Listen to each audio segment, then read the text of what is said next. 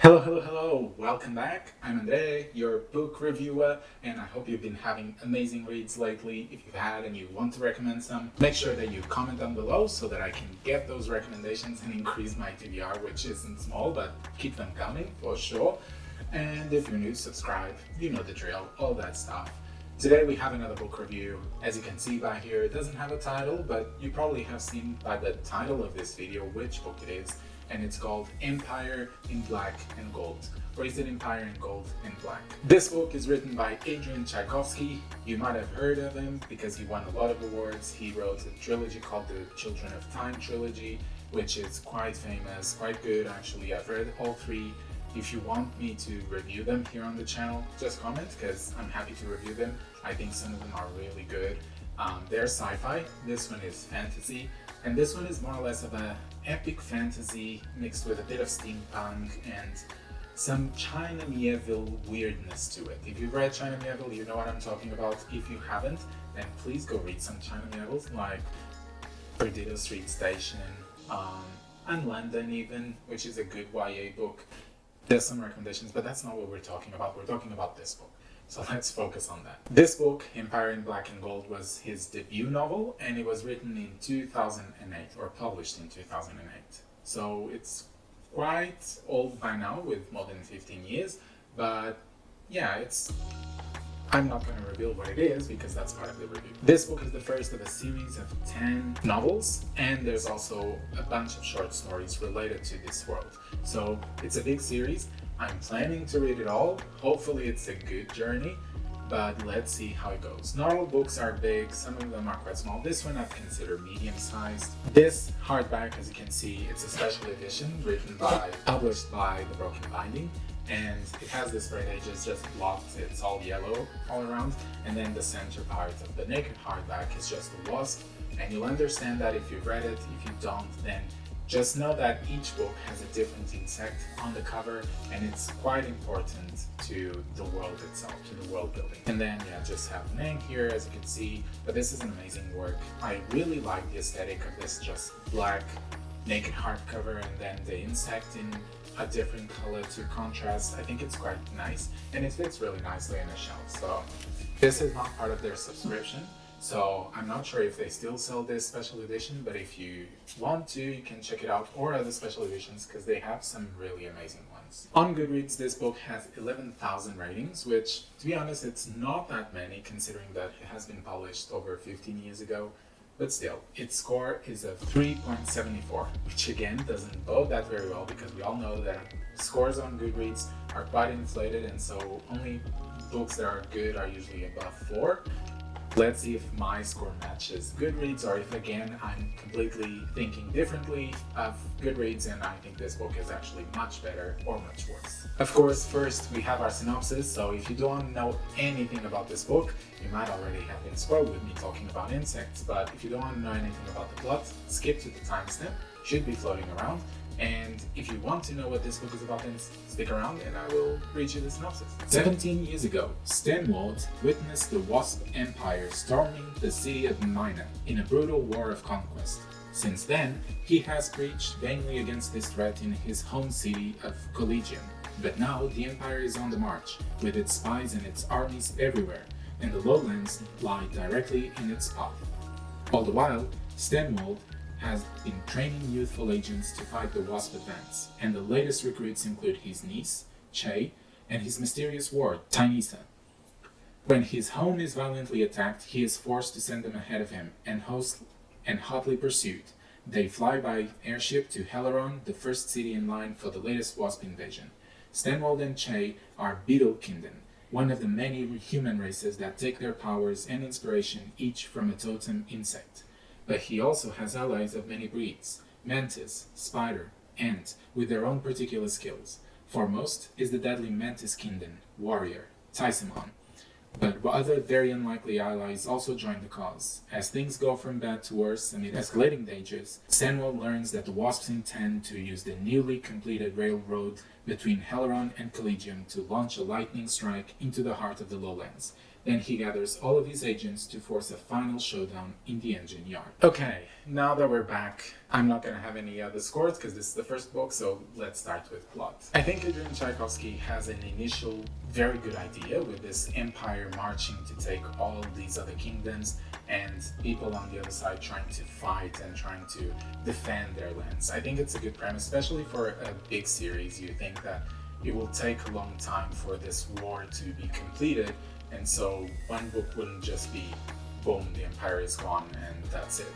So in that regard, it's a good premise. I think the book itself has a bit of a repetition, but it's not too bad. It's not like The Wolf of War and Yarrow, because the characters kind of disperse, which is very typical for a first book, and then they eventually join together, but they go through different things, different adventures, and that allows you to explore the world and also identify with the characters more as the story progresses. There weren't exactly big plot twists. All the things that were supposed to be twisted could see them coming, although not that far ahead. It was more or less, so I think overall it was a good job, especially because this is a debut novel, so I consider it's quite good for it, and therefore for me the score will be a 4 out of 5. As for characters, I think it's quite impressive, again, because this is a debut novel, to have so many different POVs happening. We have at least 4 or 5 POVs and several main characters playing around them, and yeah, I think it's quite good to have all these, and I could consider them to be almost two separate groups. You have the old and the new generation, and even though I like characters in both groups, I think I prefer the old generation, simply because the young generation seemed a bit too YA, too soap opera-y, if that is a word, which is not, but I just made it up. But yeah, so I like them, and it makes sense because they're teenagers, so they should behave a bit like in a YA novel.